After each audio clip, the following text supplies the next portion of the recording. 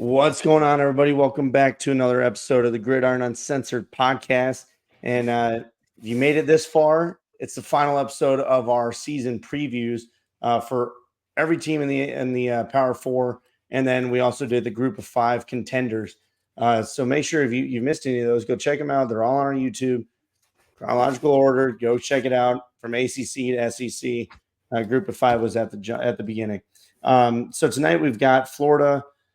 We've got a kind of hodgepodge grouping here of some rough teams from 2023. I'll tell you that. Mississippi State, South Carolina, and Vandy. So we're going to go ahead and jump right into Florida, guys. And I'll tell you what, 2023 was one that they want to forget. It was a very bad ending. They had some moments of like, okay, we beat Tennessee. We're excited. The Utah game, they weren't too happy with that, but they also held their own at points. And then it did seem to get better until Kentucky happened. And then after that, it was just kind of like straight downhill. So 2024, they're looking to find some sort of answer. But by God, that schedule is brutal. So we're going to break this team down. We're going to look at what they got. Because honestly, I think they're a little bit better than they were last year. But let's talk some changes. Trevor, anything on the staff? Yeah, a few changes. Nothing to the coordinators necessarily, but I still feel like some of these changes might actually benefit them in a good way. Shortly after the season ended, a lot of people do know that are Florida Nation wise is that Billy Napier made some changes on the defensive side with dismissing secondary coach Corey Raymond and defensive line coach Sean Spencer. Will Harris is now replacing him. Raymond at secondary coach. Gerald Chapman took over the D line. Now, that being said, they had some unexpected exits, meaning the linebackers coach left to take the defensive coordinator job over at Texas A&M. That's Jay Bateman. We spoke last episode about him. Mm-hmm. And let's see here. They did re-sign a few strength and conditioning coaches from the NFL, or formerly from the NFL, from the New York Giants. And let's see here. That pretty much, and a bunch of nutritionists and things like that to kind of round out doing that. But I'm telling you guys, like, this year is imperative for Billy Napier to make some. So whatever hires he did this offseason with the D-line secondary coach, I would imagine that has everything to do with the schedule that they have going on this year and who the kind of competition that's going to face, and the fact that their D-line just didn't perform last year. Their whole entire defense really didn't perform. But I think Billy Napier is starting to feel the heat quite a bit. Oh yeah. And we'll get into all of that here in a second. But yeah, that's pretty much it for the coaching changes and what is kind of going on with staffing wise. Yeah, thank you, Trev. And again, as we talk changes of the team, and with the transfer portal, a lot of these teams, it's almost like a brand new team, each year. So you can't really rely on what happened in 2023 on some of these instances. Some teams you can, a lot you can't. So let's hit the portal real quick. They had the 15 come in, 24 left, the 5th overall class. So really impressive work, getting these guys in. Because for a minute there, people were leaving like really, really quickly. They were getting the hell out of Dodge, and people were like, "Okay, Florida's done for. This season's over before it even started." But then they started getting some work in the portal, and you're getting guys like Elijah Badger, wide receiver from Arizona State. He was one of the top ones. Wide receivers, to come into the portal. Cormani McLean, he's getting a second chance there. Didn't like what was going on at Colorado. He's moving down to Florida. Zandamela is on the offensive line. Grayson Howard, Grimesley at cornerback, and then Slackman on the D line. He's coming over from Penn, and I know he was in. A lot of teams were actually in on him. They liked what he was showing from the Ivy League side, and I think he's actually going to be pretty solid for him. He's got good body size too, 6'4", 300. Some guys on key out that I wrote down. That, like I said, they did lose a good bit. Scooby Williams, Trevor Etienne, Uman Milan, and then Chris McClellan too. McClellan, on the D line. So a couple D linemen, linebacker, Running back, of course, and ETN, that one really hurts going to Georgia. I mean, that's just brutal. So those are my key ins and outs. And of course, we'll talk about some more when we talk about the offense and the defensive side of the ball, because there's plenty more where that came from. Guys, what do you think about this team with the portal additions? I know Billy Napier's on the hot seat. What are you guys thinking about this 2024 roster? Offense, defense. I think they're in way better shape than they were last year. So it's all going to hinge on the protection up front for Graham Mertz. If they can protect him and give him a clean pocket, I think he's got some weapons coming in out of the portal, and Elijah Badger. I'm really high on him on film. I think he's great. 135 catches, 1,600 yards, and 10 touchdowns in 2 seasons at Arizona State. And Kamir Dyke coming in, and they know each other. So, I mean, that familiarity there might help a little bit. They're losing Pearsall, who was their leading receiver last year, but they also retained Eugene Wilson, who had more touchdown catches, but less yards than Pearsall did. They got a solid group of tight ends. I still think the running back group there is pretty solid. Even losing Trevor Etienne. Yeah. Defensively, they've just got to stop the run. They were awful against the run game last year. They got gutted in every big game that mattered. Even in some of the smaller teams, would just gash them up the middle. They never really seemed to be able to stop that. And forced turnovers. One stat that really stuck out to me was they only forced 3 picks from the secondary last year. That's pretty bad. Yeah. Some of why the secondary coach got fired. Well, yeah. I mean, that's like abysmal. I mean, Vanderbilt, probably outperformed that. I don't know that that's true or not, but we're going to pretend it is. I put some players to watch. I've got Elijah Badger for one, and there's a DB, Jason Marshall. A lot of people are really high on him. They think he's going to have a good year this year. And that's really it. Just the key to the season, I think, is offensive line has got to protect the quarterback and let him make plays. Yeah. Yeah, I would definitely agree with that. And I think that the Florida Gator staff also kind of agrees with you in the assessment is that the offensive line needs to be shored up. And that's what they did. They ended up having the 7th best recruiting class in the country.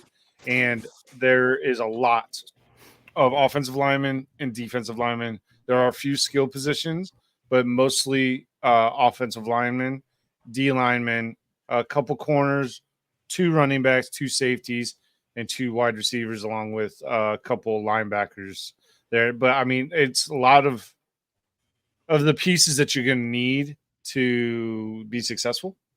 So they're definitely trying to address a lot of those things. But guys, I mean, honestly, the mainstay of this whole recruiting class, we've talked about it a little bit off behind closed doors and whatnot, but is DJ Lagway. At what point do y'all think? Because I think it's three games. If there's struggle happening and DJ Lagway is not initially the starter at the beginning of this season, I think 3 games. If the offense ain't moving the ball, then Billy Napier is going to make that call sooner rather than later, regardless of whether DJ Lagway is officially ready or not. Yeah, I mean, I could just feel like Billy Napier is going to pull that trigger quick. Just because the seat's so hot, I could maybe see it, but I feel like Graham Mertz did so well last year and really saved them in a lot of games. It felt like to me, I just don't know if you toss them in the fire, but like you said, if things are going poorly and you got to try to spark your fan base, get some support. I can see it. Yeah, I hear you there for sure. And my thing about it is that Mertz just isn't able to elude like Lagway is, where Lagway is way more twitchy, way more athletic than Mertz is. So that might give them a little bit of flexibility with rollouts and keeping him safe, like that. I don't know. I'm speculating. I know there's more than likely a competition happening because they do have another transfer coming in at quarterback from Colorado State to potentially push both of them. Yeah. But we'll kind of see how that plays out. But my over under for Lagway to be in, I would say, is 5 games. I think at 5 games, I will be surprised if he is not playing. Well, that's something to keep an eye on for sure. I'm curious. I didn't even think about that really until you just mentioned it. I'd be curious to see what happens with him because I mean he's obviously very talented. He's super talented. I mean he's the best player, best quarterback in this year's recruiting class, and he's rated as the 3rd best player in the country. Yeah. I'm interested to see what happens with the schedule and how it plays out. Yeah, but I don't know. I still think Mertz is going to do just fine, and there's talent around all over this team. And you mentioned the offensive line. They went out in the portal. They got big linemen. Crenshaw Dixon coming in from San Diego State, 6'6", 310. I had another. Where is he at? Manuel from Arkansas, 6'9", 310. Yeah, I mean, you're getting big. I mean, they got LJ McCray. I think one of you mentioned him, but LJ McCray is coming in, the freshman D lineman, 6'4.5", 279. He has the potential to make a difference this season as at least a rotational piece on the D line, because that is a big body to be throwing. Because I mean, we've seen it with all the successful teams is that they're able to trot out whole new defensive linemen. They're able to put different units out there and to keep their D line fresh. And if you're able to do that, I think you'll have way more success. Yeah, you have to be able to rotate, and we'll see if they do that. At least I guess defensively, they need to. I mean, you're going to have to get better from what they were last season. Because it was like Blake mentioned, it was abysmal at times. Because that's the biggest key is the defense. The defense is where it's at right now because I feel like their offense, even last year, was moving the ball on all of their opponents. It's just they couldn't stop anybody, nobody. Yeah, well, they didn't help the offense out, No. Some numbers from last season, just to throw it out there. They had the 46th ranked total offense, and the 69th defense, but they do return 68% production. Before we talk schedule, they had an over/under of 5.5. So I mean, look, you guys should all know if you don't already. We've already talked about this. They've got the toughest schedule in the country. Oklahoma, we had them at 2nd, but Florida's like, holy shit, man! It's Florida and then everybody else. Let's just say that. But look, again, they brought good players in defense too. Asa Turner, DJ Douglas at safety. I mean, they got guys. So let's go talk about the schedule real quick, gentlemen, before we move on to the next team. It starts off, and it's going to be a tough one to start. It's going to really be a good gauge on both of these teams. Yeah, I don't know how big. I don't, man. But oh man, yeah, I mean, that starts. I'm sorry, but Florida Gators fans, you guys have 3 or 4 games that I feel like you should be favored to win, and that's it. Damn. I don't think you are going to be favored in the Miami game, personally. I could be very wrong. There may be initial lines that say that they are the favorite. Yeah. But I think that Miami, in this particular case, has a better quarterback, and I think more talent on the offensive side of the ball. Not necessarily defense, because I think Florida Gators definitely did a good retooling and re-up of defensive talent. Pretty darn good this offseason. But I mean, Texas A&M, we just got done talking about them. We're not really sure who they're going to be under Elko, but we definitely see potentially better team coming out of Texas A&M now. Starkville, we'll talk about them in a little bit. And then Blake, I'm just saying from October 12th on, you just might as well be praying. I mean, there's a chance that they go 0-7 from October 12th through the end of the season. I mean, I'd say it's better than a 50-50 chance. Yeah, I mean, it could easily. And I mean, it's possible though. I mean, we were talking earlier though, UCF could be a solid team. I was about to say, don't count out UCF, man. This is okay. So I counted Samford, I counted Mississippi State, I counted University of Kentucky, And then I did throw in UCF only because I feel like Florida overall is slightly more talented than UCF. However, in-state rivalry stuff, and this is, I attribute this particular one like Michigan and Michigan State. One team values the rivalry way more than the other. Right. And that's the way I feel like. Yeah. If I was like going through the schedule a team at a time and putting, a guaranteed win, 50-50, guaranteed loss, my only guaranteed win would be Samford, because I think Miami, Mississippi State, Central Florida, and Kentucky are 100% 50-50 games. Texas A&M probably a 50-50. Tennessee probably a 50-50. Georgia, Texas, Ole Miss, loss. I would give those. I think those are losses. Florida State, loss. I feel like right now. Yeah, I don't. It just depends on if where they we're cooked at. and sieved. Yeah, well, it just depends on that. So okay, let me ask you this then: kind. over under for them. Brendan said what? You said 5.5. 5.5 is the Vegas number. Yeah, I say under for that. I gotta say under. It's going to be very tough to get to 6 wins. And I'm not trying to do that as hate, because I think that no. I thought Florida this offseason did really a good job of helping themselves as far as through the portal, through the recruiting, through adding coaches, getting coaches out of there that aren't doing the job correctly. I think they've done a good job all the way across the board. It's just they got the bad draw. They just got a really bad draw. I will say, like I said in my assessment, if the offensive line is improved and the defensive line improves, I think that would make me more confident in some of the toss-ups like the Central Florida, Kentucky, Mississippi State. So, I mean, they're like, if they can beat Tennessee and one more, I mean, an Ole Miss or, the Miami, if they can pick that one up, I could see them getting to 6. I just think it's going to be a tough it's going to be a tough haul. I'm with you. And like I said, I like this team. Honestly, there's players everywhere. Offense, defense. It's just, like you said, the offensive line. I want to see how they do. But man, it's just a tough schedule, and you're going to have to be up every single week from the get go. Yep. And trying to do that, I don't know if they can, boys. But hey, 5.5. Vegas sees, hey, at least 5 win, somewhere in that range. They've got enough talent to maybe upset somebody. I mean, they've got the talent to do that. They could really screw somebody's schedule up. So I don't know. That's just a rough schedule, man. It's a rough one. Let's go ahead, guys, and jump into the next team.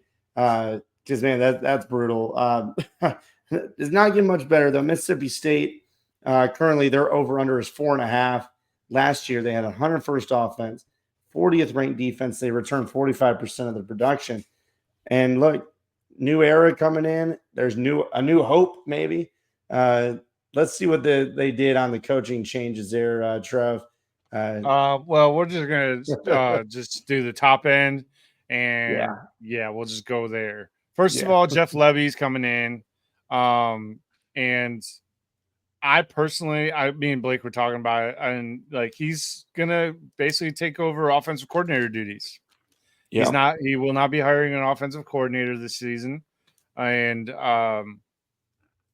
we'll just kind of go from there. And so he brought in, because he's going to be doing a lot of the play callings, he brought in, I guess you could say, just the assistant head coach, and Anthony Tucker, from, some people may recognize him from last year's UCF team. UCF. He worked with Jeff Levy at UCF. Sorry, not last year's UCF. Last year at Indiana, he was the co-offensive coordinator and wide receivers coach.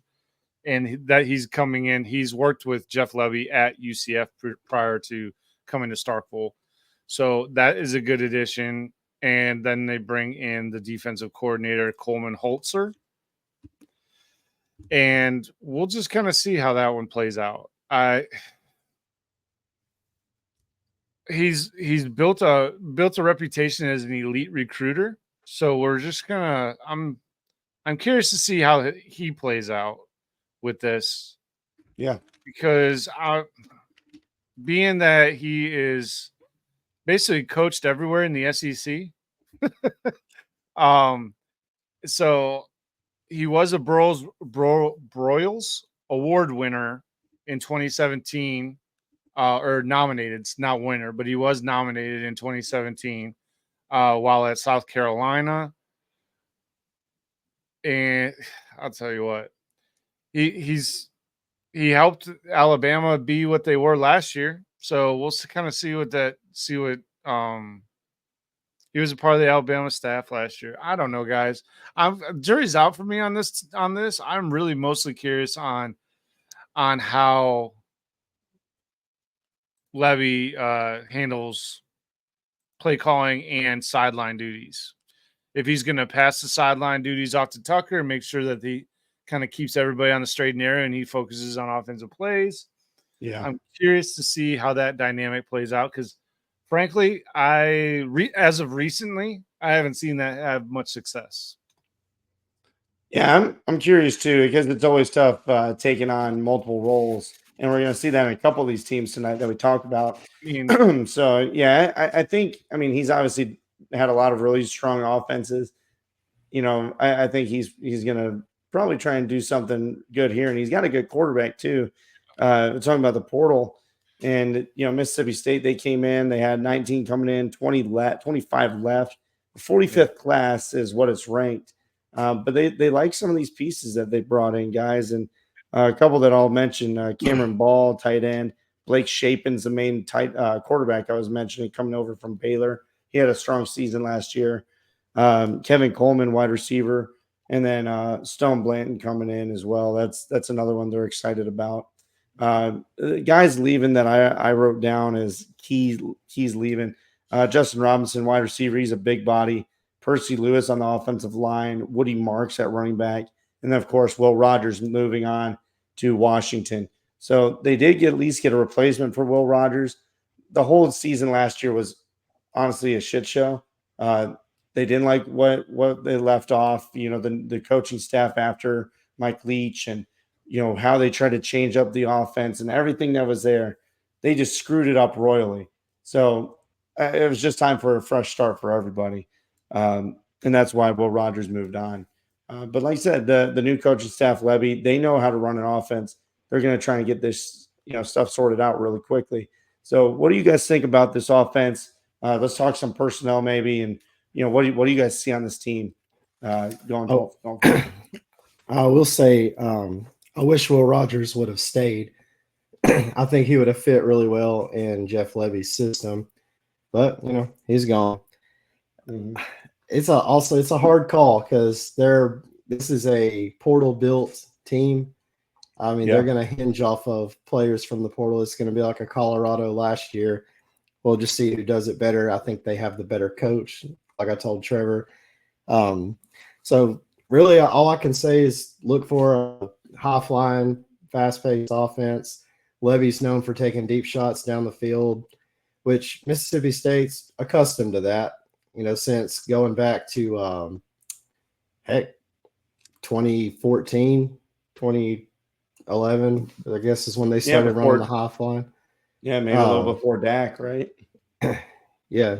But yeah, it'll take some time. There's going to be some growing pains just because there's no divisions in the SEC. So there's never going to be a easy year.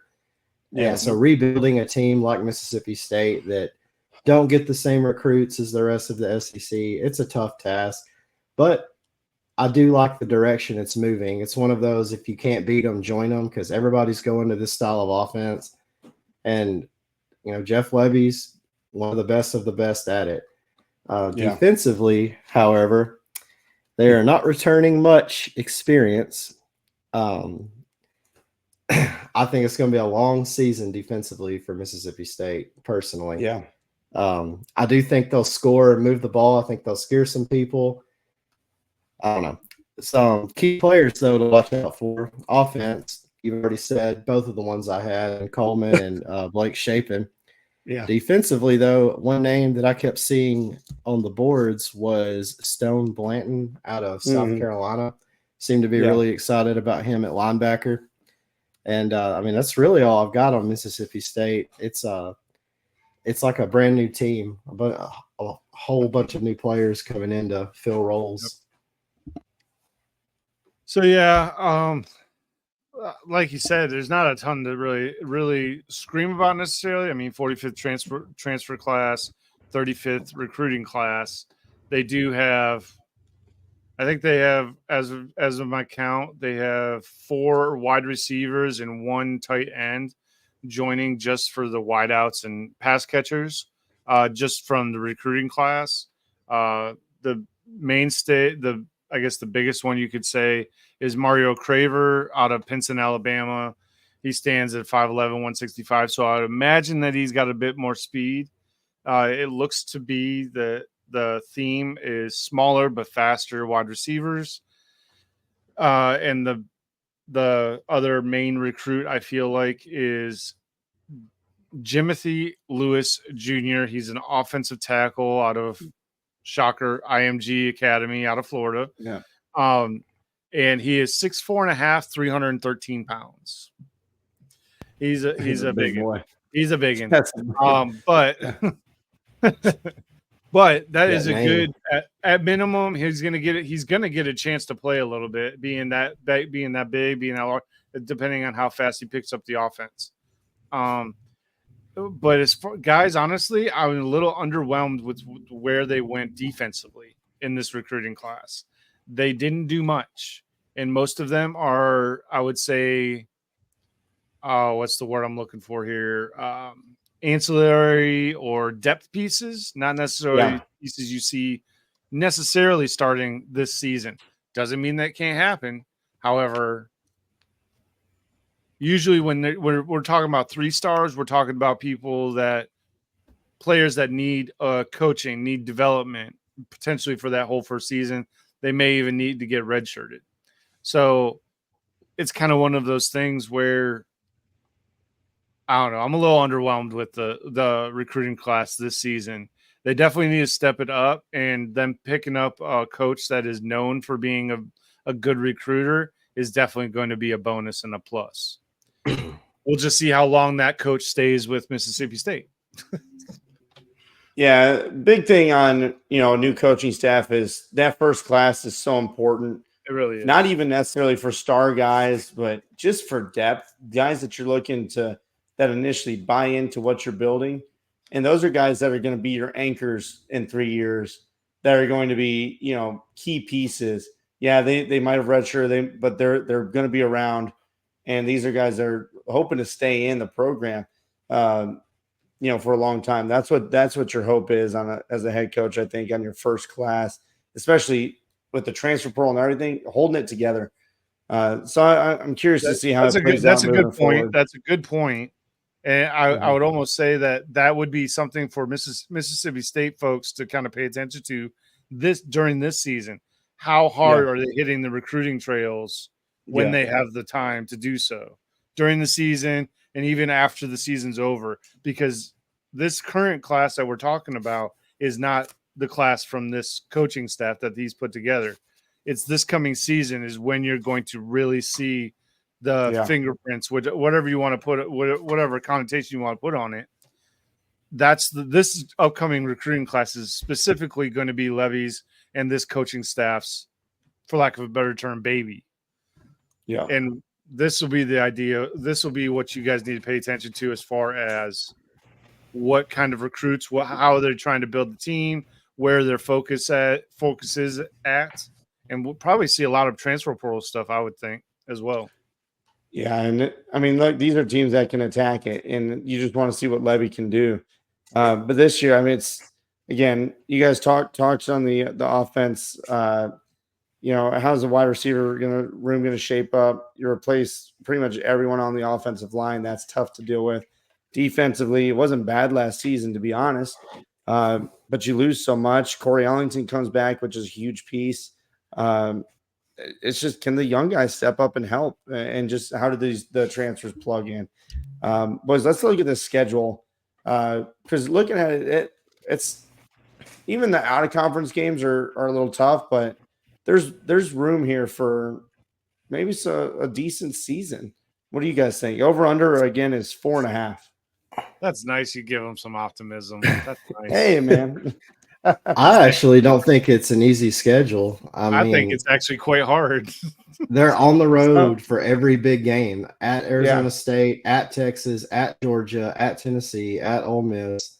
And then the games they get at home are the easy ones: Massachusetts, Toledo, Eastern Kentucky. The only But you difficult still have to games. contend that the last 3 game stretch is at Tennessee, Missouri. You get Missouri, oh yay, at home, and then Ole Miss away again. Like I mean, just that last 3 game stretch is rough. Yeah, I mean, the big ones are could, tough. I'm not saying that. Yeah. Just they can hit 5 wins though. They could pick up Eastern Kentucky, Toledo, UMass, and then they'll have to squeeze one out of like Florida, Arkansas, somewhere in there. But I mean, see, that's where I think is where the rubber meets the road, for lack of a better term. Is like, if I think Florida has them beat as far as talent up and down across the board, recruiting class wise, depth wise, athlete wise, quarterback wise. I think, unfortunately, Mississippi State is probably a year away, maybe even 2, of kind of developing whatever they're trying to build. But the Florida game, I think that's an L, honestly, guys. And I'm not too confident that Arkansas wouldn't be an L as well, because I feel like Arkansas has done a little bit for themselves. See, this is like 1A, 1B as far as Mississippi State and Arkansas being the worst 2 teams. Like they're outside of another team that we will remain nameless for the time being. But I don't know how you guys feel about it, but I honestly think that they are under that win total. Yeah, I see potential with this new staff, because last year was just so bad with what they were doing. So I like what they're trying to build here. Like I said, the playing against Texas, Georgia, Texas A&M, Tennessee, Missouri, that's tough as fuck. I'm not saying that, but when I look at Arizona State, they've got a lot of stuff changing. We've talked about them. You should be able to. You beat Eastern Kentucky, you beat Arizona State. Toledo's a strong team in the MAC, but you should be able to beat this team. It's in Starkville. So say you start 3-0, go find 2 more wins, upset somebody. You beat UMass down the line. You maybe get 5. Maybe but you got to be on it, and you have to beat Arizona State. But that's where I'm at. The rest of it, I just don't see it yet. You got another year or 2 for Mississippi State to get in that 6 win range, in my opinion. Yeah, I don't know. We'll see as they move forward, though. I do like Levy and what they're trying to build. Anything else on Mississippi State before we move on? Nope. All right, let's go look at old Scar. Scar's a 10. South Carolina, baby. That's an inside joke. Sorry, you'll never get that. But either way, let's go on, because 2023, that was another joke of a season for South Carolina. And there was one shining spot, and who would have guessed it? Spencer Rattler. I mean, he kept them in every single game possible, and he faced so much adversity. So I was really happy to see him turn around and have the season he did last year, and he got 0 help from that offensive line. So 2024 is looking for, again, how can I get help? How can we fix this situation? They're 5-7 last year. This year, they have an over-under of 5.5. Last year, again, 87th offense, 81st defense. They returned 65%. Trevor, any changes on the staff? I mean, they need to get better. So let's see what they got. In my personal opinion, they should have changed the entire staff, but that's just me, including the coach. But whatever. It's South Carolina. They do what they want. That's true. They made a few changes. I mean, I think this is put up or shut up for Shane Beamer, honestly. He needs to kind of put it out there, or put it I don't know, I guess. What's the word I'm looking for here? I'm trying to lay it on the table. He needs to just put all his cards on the table. There you go. That's a good metaphor. There we go. Flop it on out. He just needs to go all in on the flop. Oh, And I'm sorry. Jesus, help me. The hokey chokey. All right, sorry, Trevor. Go on, man. Anyway, God, y'all. But now they made a few changes. Wide receiver coach here, running back coach there, D-line coach. But nothing that I personally think is significant unless they change the head coach in general. You're not a fan? I'm really not. I don't like it. I don't like the offense that he ran. He obviously didn't even attempt to try and figure out ways to protect Spencer Rattler. Even if you do heavy sets with 2 wide receivers, change to protect your asset. And he failed to do that miserably last year. I will say they had a lot of injuries though up front, so that sucks. But right, so that even speaks more to the point is that you should be loading the lineup to give your quarterback enough time, design some stuff, because clearly your standard offense wasn't working. Yeah, I just don't like Shane Beamer. I think he's not a good tactician at all. Lay it I'm not out there. laughing at you. It's just funny. I love hearing it. Oh shit! It's seriously, yeah. There was never a game where I thought that he was actually coaching. He was just sitting there calling a play and praying to God Spencer Rattler pulled something out of his ass. Because that's what it felt like every game. It felt like that every single game is that they were not doing a damn thing to help him. Well, let's see what they did in the portal here, man, and maybe things will get better for him because I agree. I feel like there's maybe some pressure around him, at least externally. I don't know how the South Carolina. I don't know how the fans feel necessarily. I see on Twitter some they love the guy. So I'm curious to see that. Let's look at the portal real quick. I feel like he's living off of his dad's reputation. Hey, I mean, names carry a lot of weight, even for good or bad, but it certainly does. The Beamer name has a lot of meaning in the state of Virginia, but outside of there, I mean, he has got a lot of respect across college football, including myself. Not Shane. I mean, his dad does, but not Shane. God, is this your new target this year, Trevor? No, okay. So here's the thing. It's not necessarily a target, but I think he should be on the hot seat way more than Florida's coach. I feel like I feel like Beamer should be on the hot seat because while I think that Napier didn't do a whole lot to help himself last year, Beamer sure as shit didn't do anything to help himself out last year because he had a very talented quarterback that he literally pissed away. And as the head coach, I'm sorry, you got to own that. You have to own that you just did not call the plays or call the games the way they should have been called. And at the end of the day, the head coach can veto anything an offensive coordinator or defensive coordinator is trying to do. That's true. Yeah, I'm curious the intricacies. I just feel like I'm going to be paying very close attention to South Carolina this year as far as their offensive play calls and what they do with whomever that is taking snaps at quarterback. Yeah, we'll get to that in a second. But hey, guys, Trevor's going to be on your ass, boys and girls. South Carolina. I hope Beamer gets fired if they have another season like that last year. I hope he gets canned. I like South Carolina, man. I want to see that. I like it when they're good. So right, I'm curious.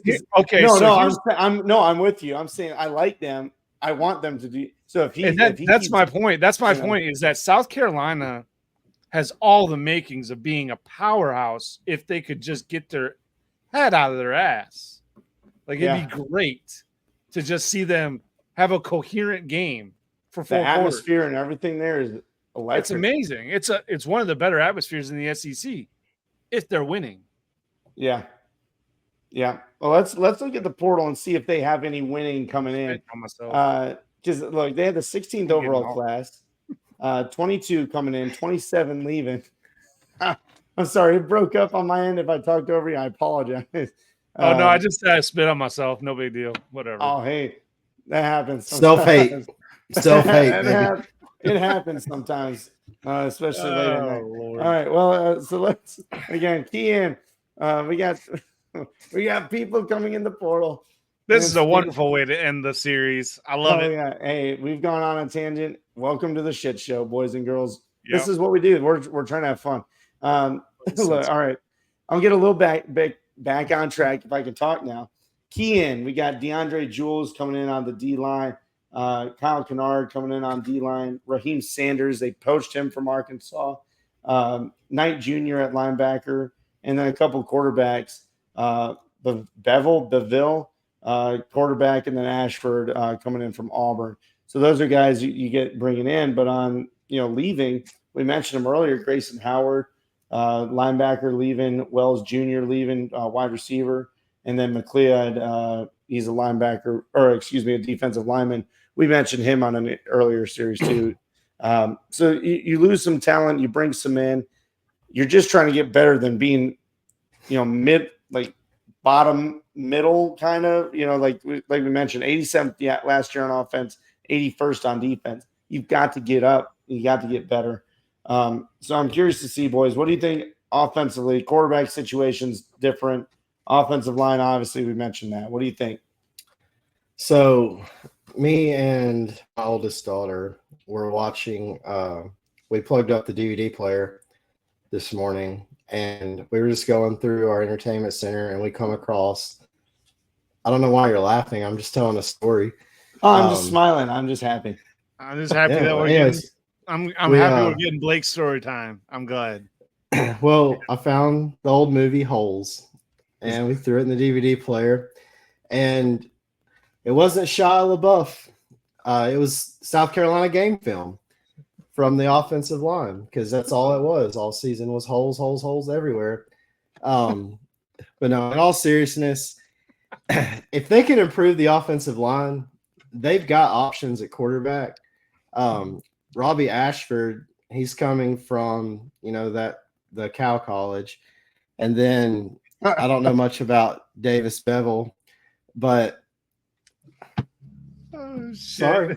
I mean, I'm just saying. I mean, it's the truth. But no, they have options. No, yes, sir.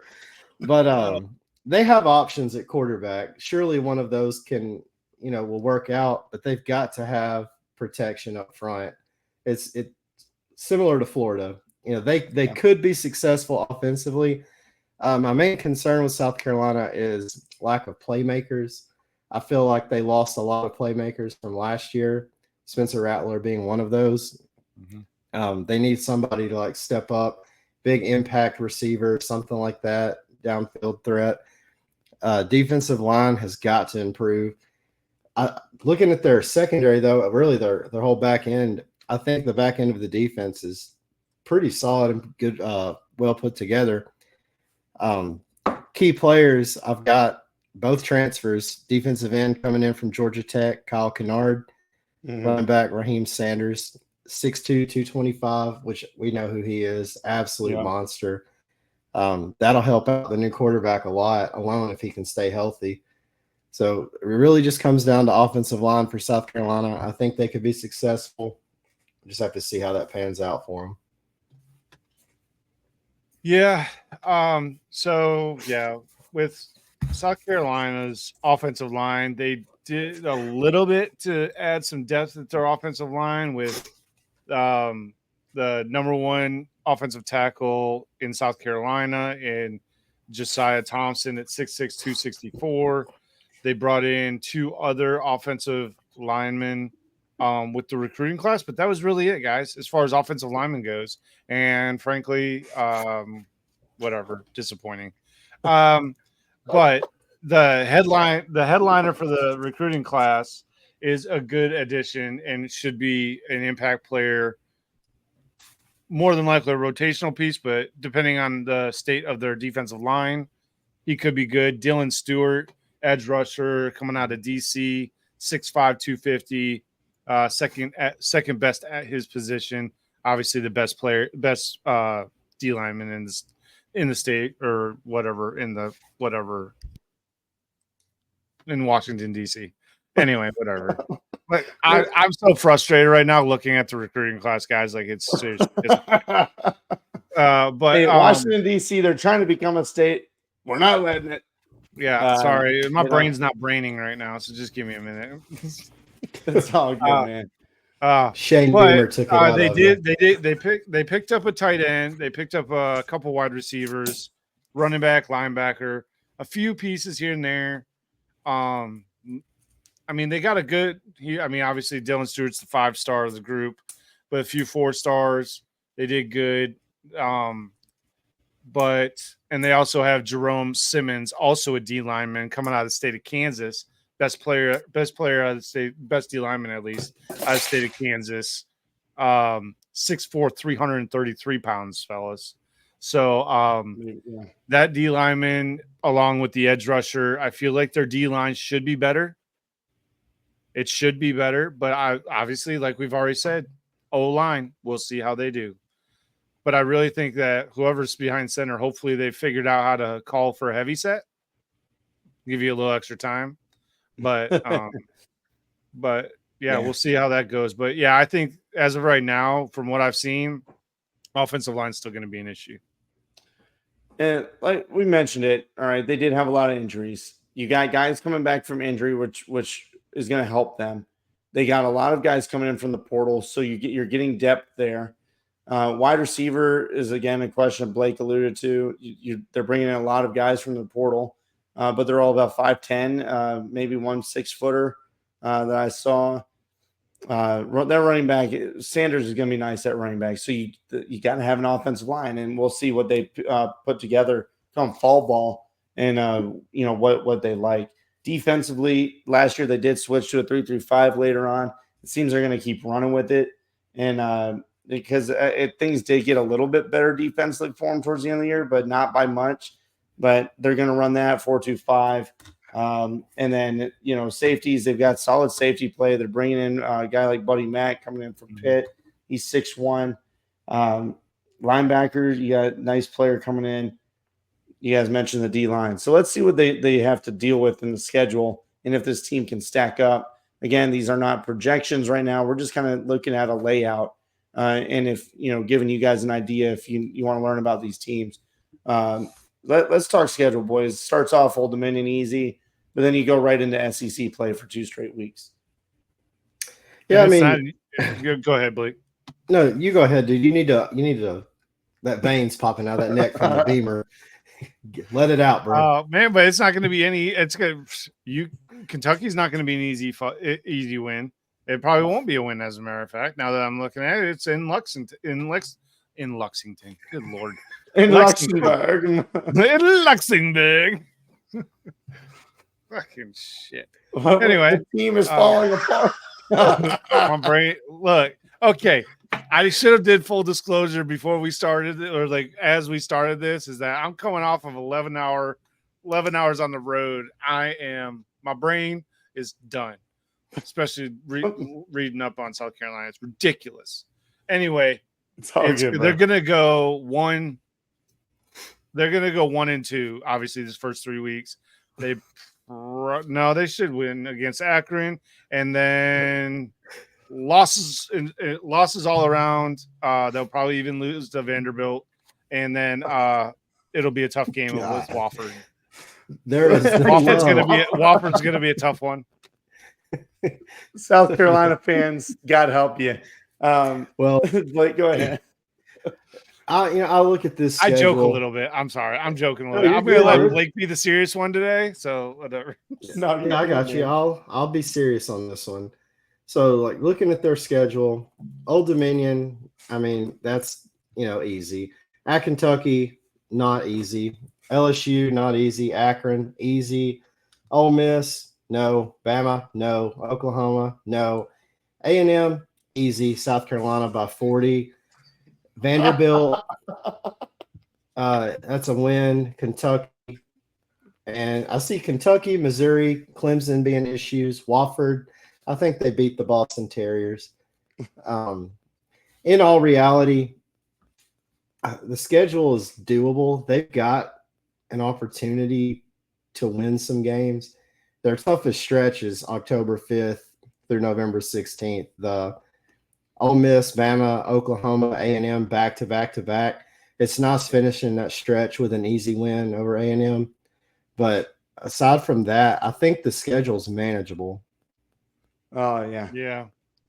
Like I don't know. oh shit. It's just cracking me up. I think that honestly the worst part about it is that they have to end their season at Clemson. Like I feel like that's the worst thing. It's just like absolute kick in the teeth because I do think Clemson will be good this year. It's like pistol whipping a bounce. blind kid, man. Like that's fucking brutal. We don't like the blind here. Or I don't. Well, I mean, look, that's why I got LASIK because Blake hated me. But that being said, though, wouldn't you say that if they struggle against ODU, that you'd be questioning every game then on out on how they perform? Yeah. Yeah, I really do believe they've got a better team this year. Yeah. It's quarterback, and That's big play can. Yes, quarterback, offensive line, and unfortunately, you need both to win at the SEC level at least. So quarterback wise, I know they brought in transfers, and then we'll wrap up with them.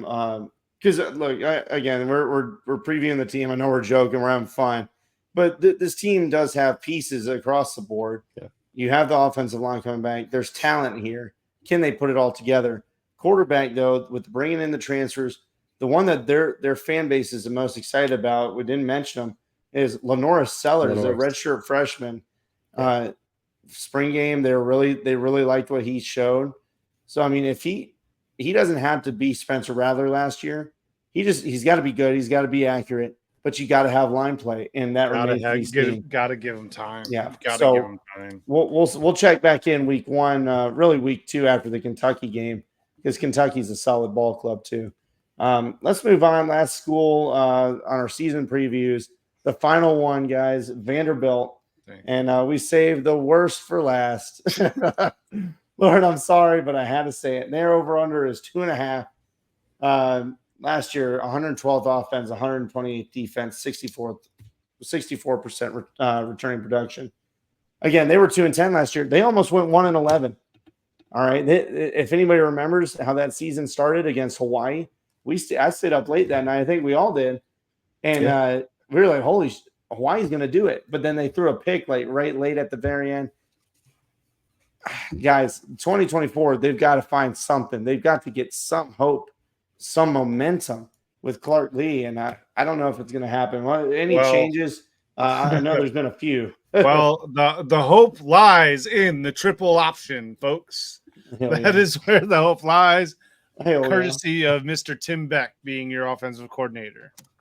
That's. I mean, honestly, the buck stops with that as far as changes go, because that just, I don't know. I just can't stand the triple option.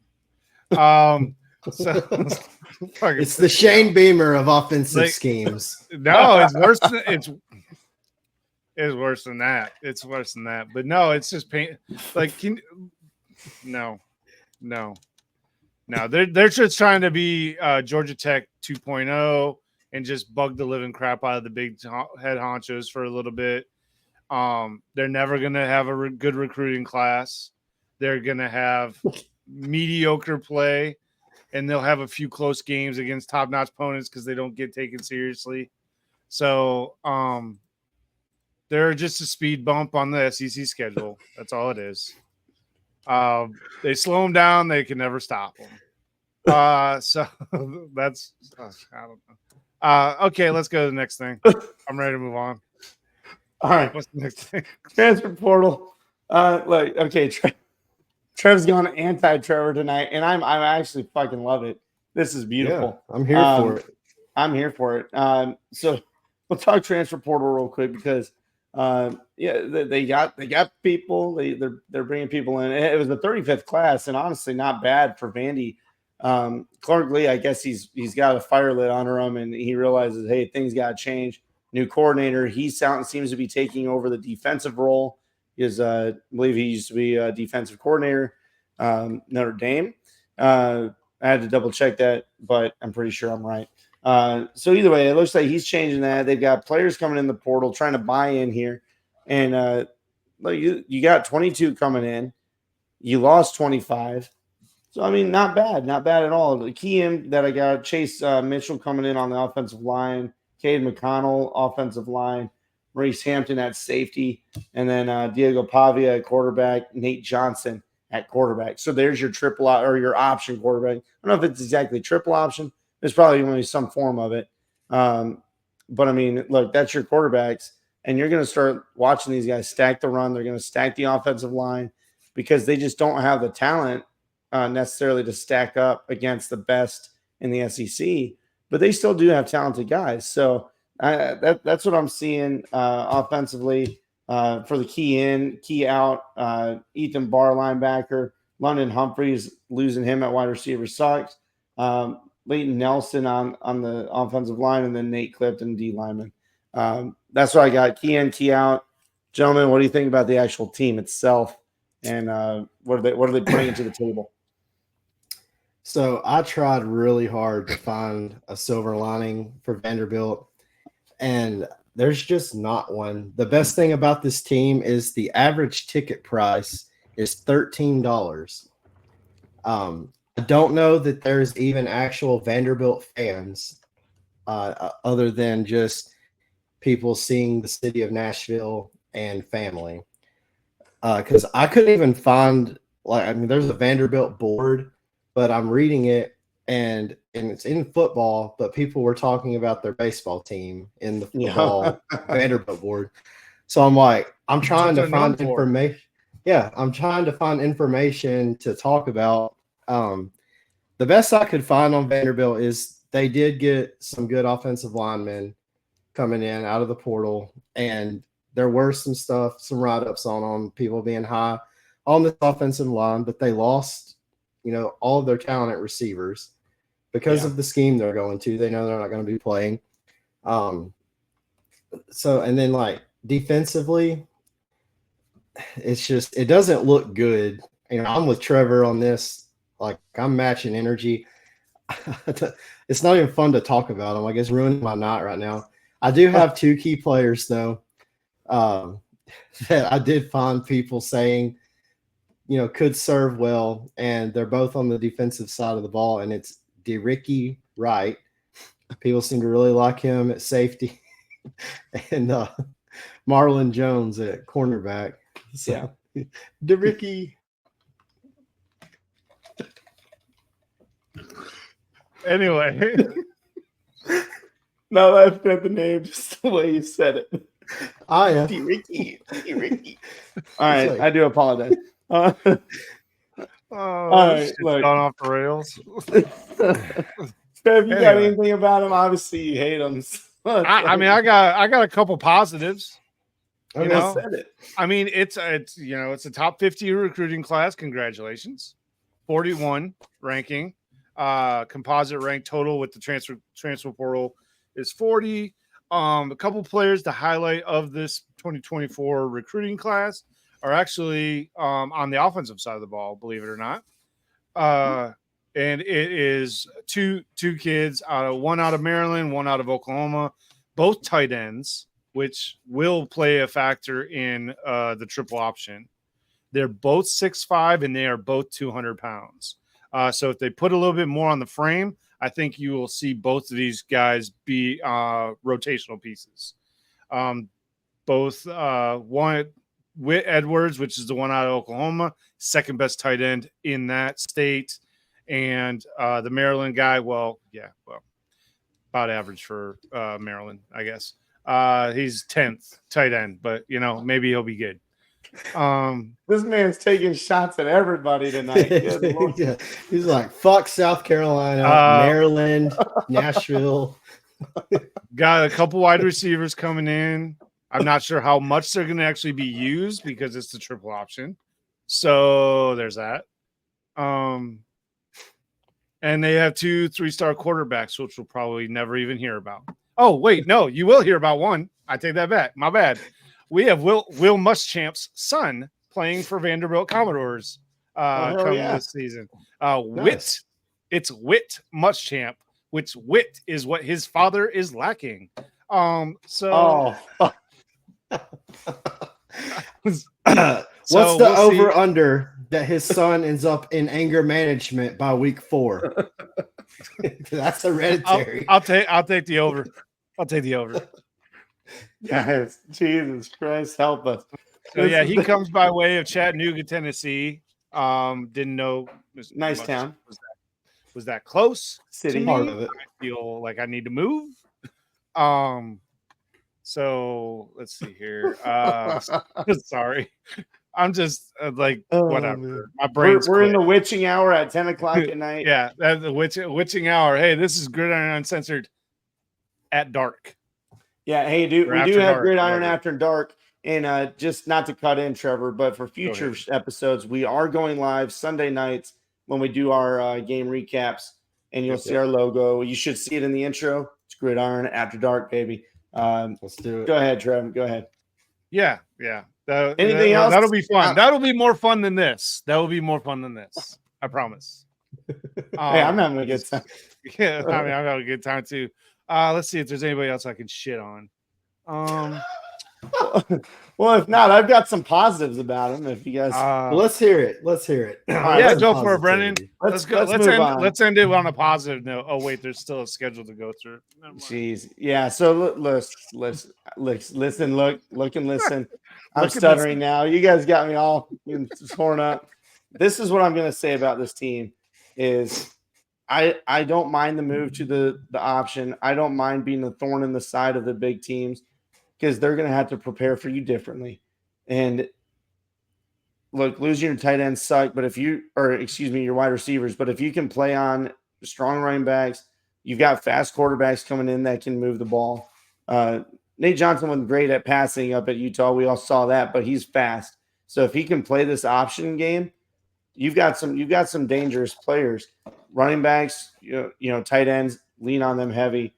Defensively, look, that's where you really got to step up, but that does suck. That's a part where I don't see that necessarily happening, though there's been some players coming in that are aggressive, more aggressive than what they had last year.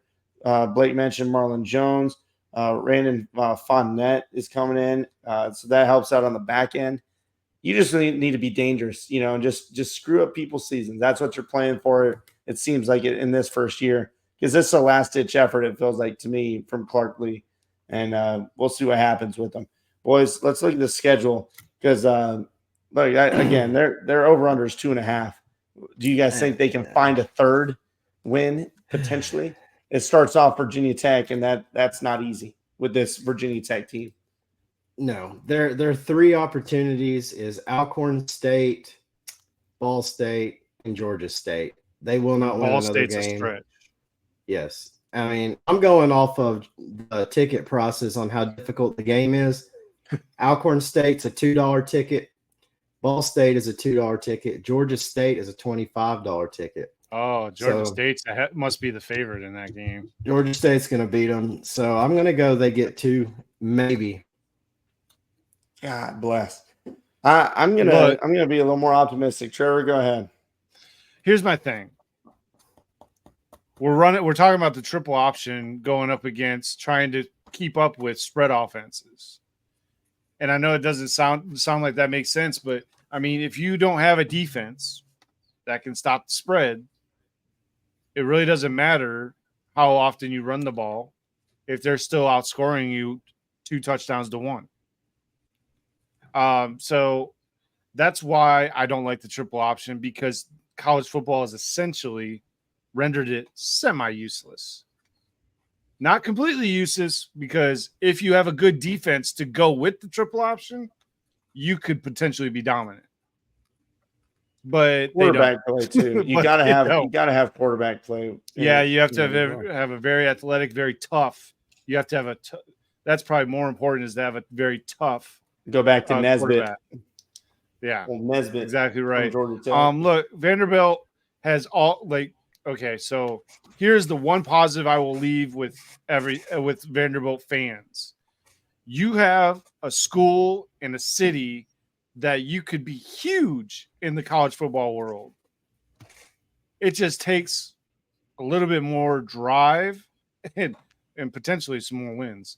But it would take probably 10 years, and I don't think you have the coach to do that. You're going to Yeah. have to find someone that is willing to just nose the grindstone and really, you're going to have to hire recruiters. Hire recruiters for the first 5 years, head coach and all of them well-known recruiters need to be well-known recruiters. And then after those 5 years, then you can start worrying about getting X's and O's coaches and things like that.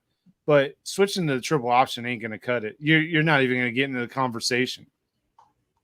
So I can see hope on a triple option, even if it is full triple option. If it's like a hybrid, I can like that. But you got to have quarterback play, and Pavia might be solid for that.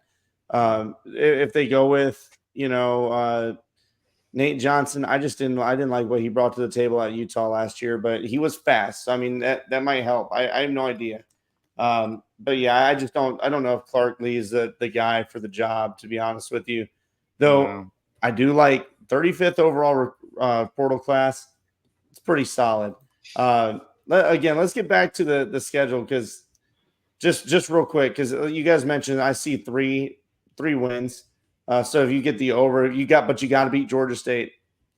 Outside And of I that, just don't know if they got it. I mean, but that being said, Georgia State probably, I mean, I don't know the percentages of how often Georgia State actually goes up and played like against Georgia Tech when they were still running the triple. But I mean, how often do some of these kids actually get to see the triple?